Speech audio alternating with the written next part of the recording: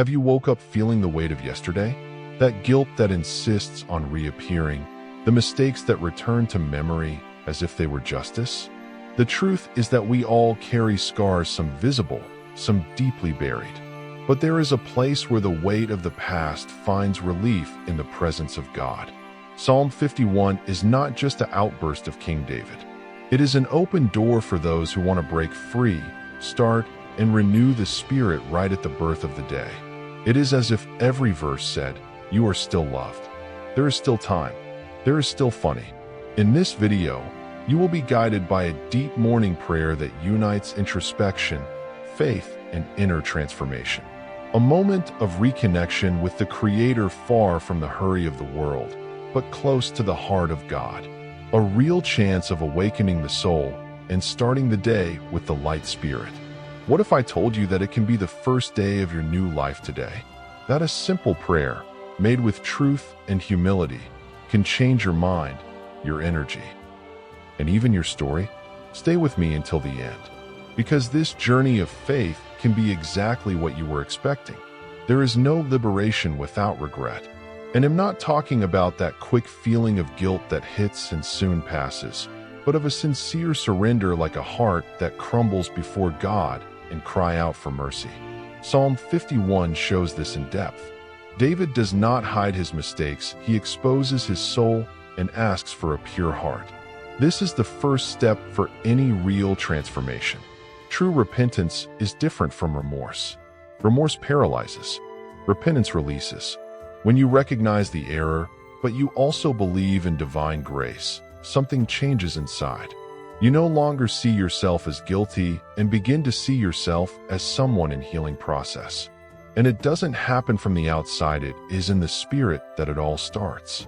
Creates in me, O God, a pure heart. This cry of David is not only beautiful, it is urgent. Every day we are bombarded by thoughts, attitudes, and words that move us away from essence. But the good news is that God's mercy is renewed every morning. And when we open the soul with honesty, He responds with grace, not with condemnation. If you carry something that holds you, a wrong decision, a flaw that shames you, a weighing past, know that God doesn't define you for your worst day. His forgiveness is not partial, it is complete. It is not conditional, it is abundant. It not only erases the error, but also restores what seemed destroyed. True reconciliation begins when you believe it.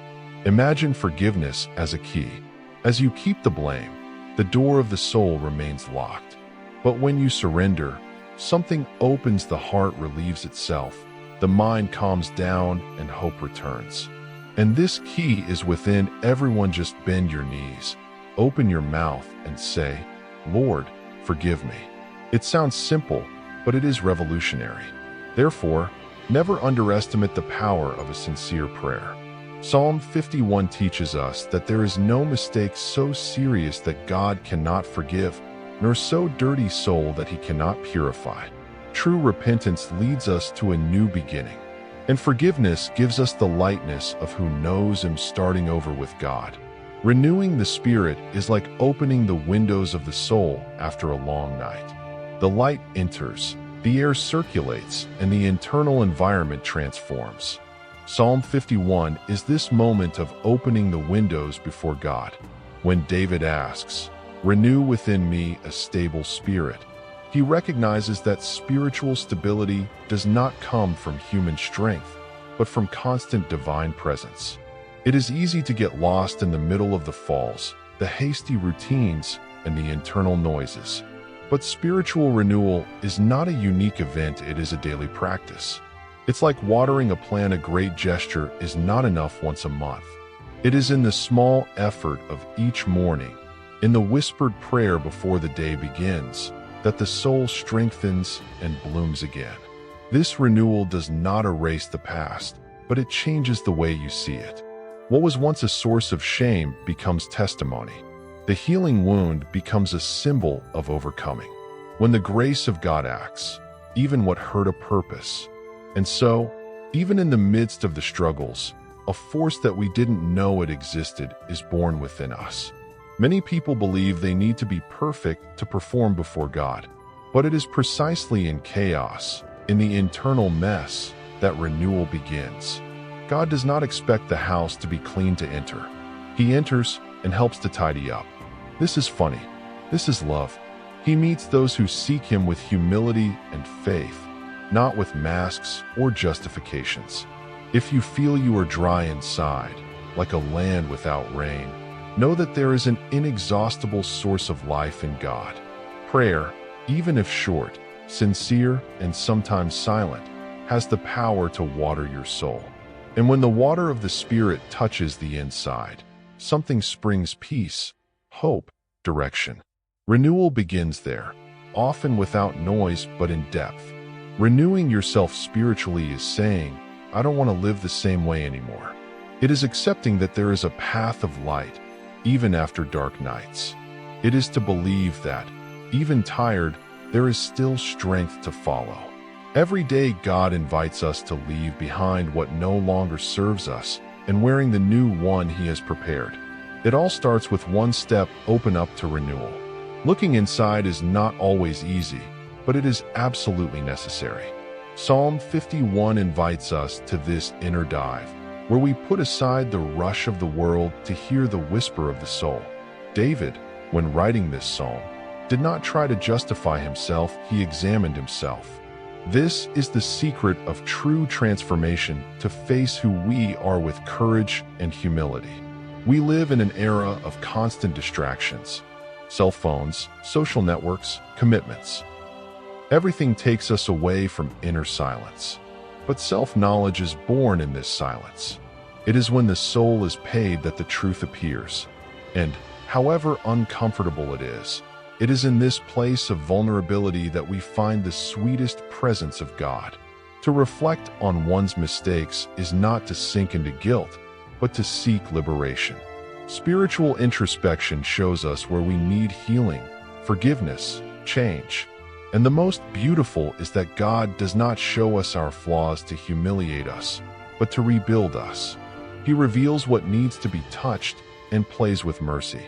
Self-knowledge is not spiritual vanity. It is maturity. It is knowing where we stumble, where we need to grow, where we have resisted the voice of God. When we recognize our limitations, we make room for grace to act. And gradually, we understand that our identity is not in the flaws, but in the truth that God reveals about us. Prayer then becomes a mirror. It shows what is behind appearances. She bars at us before God, not for judgment, but for healing. And that requires courage, because it is easier to pretend strength than to admit weakness. But he who is known before God finds a kind of peace that the world cannot offer: the peace of being fully accepted. If you never stop to make this reflection, start today. Separate 5 minutes from your day. Close your eyes. Ask yourself, what within me needs to be healed? Write down. Pray about it. Take it to God. You will be surprised at how simple a conversation with your Father can reveal and transform. A moment comes on the prayer journey when words run out and the heart speaks for themselves. It is the moment when there are no more masks, only delivery. Psalm 51 leads us to this point: the moment of total surrender. That's when, before God, we recognize that we can no longer continue the same way, and we don't want to. Something within us calls for real change. This delivery does not come from the passing emotion, but from a deep encounter with grace. It is not about feeling worthy, it is about trusting that God still wants us around us. David does not try to negotiate with God, he surrenders himself. And in this delivery, something happens: pain becomes worship, and the guilt in reconciliation. It is the apex of faith in action. We often think faith is absence of failures, but it is not.